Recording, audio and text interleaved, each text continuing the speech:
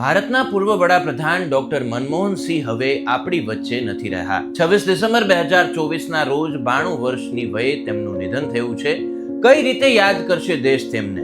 એક ઉત્તમ અર્થશાસ્ત્રી તરીકે, એક વર્લ્ડ બેંક માટે કામ કરતા વ્યક્તિ તરીકે, દેશમાં ઉદારીકરણના રસ્તાઓ ખોલનાર વ્યક્તિ તરીકે, કે સંસદમાં 5 વર્ષ રહેલા નેતા વિપક્ષ તરીકે, ઉત્કૃષ્ટ નાણામંત્રી તરીકે, કે પછી 10 વર્ષ રહેલા પ્રધાનમંત્રી તરીકે।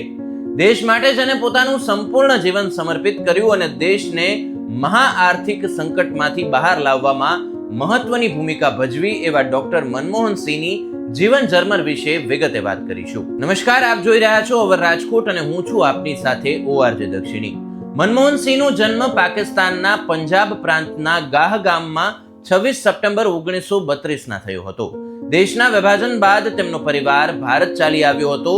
અહીં પંજાબ વિશ્વવિદ્યાલયમાંથી તેમણે સ્નાતક તથા સ્નાતકોત્તર સ્તરનો અભ્યાસ પૂરો કર્યો। બાદમાં તેઓ કેમ્બ્રિજ વિશ્વવિદ્યાલય ગયા, જ્યાંથી તેમણે PhD કર્યું હતું। આ પછી તેમણે ઓક્સફર્ડ વિશ્વવિદ્યાલયમાંથી DPhil પણ કર્યું। તેમનું પુસ્તક India's export trend and prospect for the self sustained growth, આ પુસ્તક જે એમણે લખેલું હતું તે ભારતની અંતર્મુખી વ્યાપાર નીતિની પહેલી અને તીવ્ર આલોચના માનવામાં આવે છે। ડોક્ટર મનમોહન સિંહે અર્થશાસ્ત્રના અધ્યાપક તરીકે ઘણી બધી ખ્યાતિ મેળવી। તેઓ પંજાબ વિશ્વવિદ્યાલય અને બાદમાં પ્રતિષ્ઠિત દિલ્હી સ્કૂલ ઓફ ઇકોનોમિક્સમાં પ્રાધ્યાપક પણ રહ્યા હતા।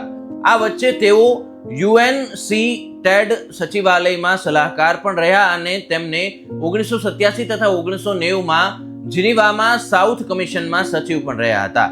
1971માં ડોક્ટર સિંહની ભારતના નાણાં મંત્રાલયમાં આર્થિક સલાહકાર તરીકે નિયુક્તિ કરવામાં આવી હતી। તો આના તુરંત બાદ 1972માં તેમને નાણાં મંત્રાલયમાં મુખ્ય આર્થિક સલાહકાર બનાવવામાં આવ્યા હતા। આ બાદના વર્ષોમાં તેઓ યોજના આયોગના ઉપાધ્યક્ષ, ભારતીય રિઝર્વ બેંકના ગવર્નર, વડાપ્રધાનના સલાહકાર અને વિશ્વવિદ્યાલય અનુદાન આયોગના અધ્યક્ષ પણ રહી ચૂક્યા હતા। ભારતના આર્થિક ઇતિહાસમાં સૌથી મહત્વપૂર્ણ વળાંક આવ્યો ત્યારે ડોક્ટર સિંહ 1991 થી 1996 સુધી ભારતના નાણામંત્રી રહ્યા હતા।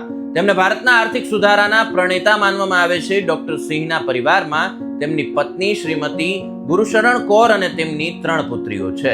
સાર્વજનિક જીવનમાં ડોક્ટર મનમોહન સિંહને ઘણા પુરસ્કાર અને સન્માન મળ્યા છે, જેવા કે 1987માં પદ્મ વિભૂષણ, 1995માં ઇન્ડિયન સાયન્સ કોંગ્રેસનો જવાહરલાલ નહેરુ પુરસ્કાર, 1993 અને 94નો Asia money award for finance minister of the year, 1994નો euro money award for the finance minister of the year, 1956માં કેમ્બ્રિજ વિશ્વવિદ્યાલયનો એડમ સ્મિથ પુરસ્કાર।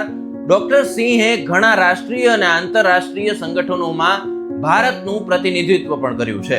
પોતાના રાજનૈતિક જીવનમાં તેઓ 1991 થી રાજ્યસભાના સાંસદ રહ્યા હતા અને 1998 તથા 2004માં સંસદમાં વિપક્ષના નેતા પણ રહી ચૂક્યા છે। ડોક્ટર મનમોહન સિંહની કર્તવ્યપરાયણતા, અભ્યાસુ વલણ, સરળતાથી બધાને ઉપલબ્ધ રહેવાનું વલણ, સતત પરિશ્રમની વૃત્તિ અને વ્યાવસાયિક સૂઝબૂઝ માટે ન માત્ર કોંગ્રેસ પક્ષ પણ વિપક્ષના લોકો પણ તેમનું એટલું જ સન્માન જાળવતા હતા। ઉંમર અને માંદગી હોવા છતાં તેઓ વ્હીલચેરમાં પણ રાજ્યસભાના સત્રમાં ઉપસ્થિત રહ્યા હતા, ત્યારે વડાપ્રધાન મોદીએ પણ તેમના વખાણ કર્યા હતા। ડોક્ટર મનમોહન સિંહના લોકસભાના ભાષણો પણ ખૂબ જ લોકપ્રિય રહી ચૂક્યા છે। તેઓ શાયરીના પણ શોખીન હતા અને તેમના સંસદના ભાષણોમાં પણ તેમનો ઉપયોગ કરતા હતા।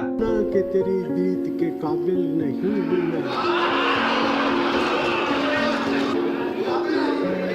હું માના કે તેરી દીદ કે કાબિલ નહીં હું मैं તું मेरा शौक तो देख मेरा इंतजार देख। ભારત દેશ માટે ડોક્ટર મનમોહન સિંહજીએ આપેલું યોગદાન કાયમ માટે દેશવાસીઓને પ્રેરણા આપતું રહેશે। ન્યૂઝ રિલેટેડ આવા જ વિડીયોઝ માટે અવર રાજકોટની YouTube ચેનલને સબસ્ક્રાઇબ કરવાનું અને આ વિડીયોને શેર કરવાનું ભૂલશો નહીં। નમસ્કાર।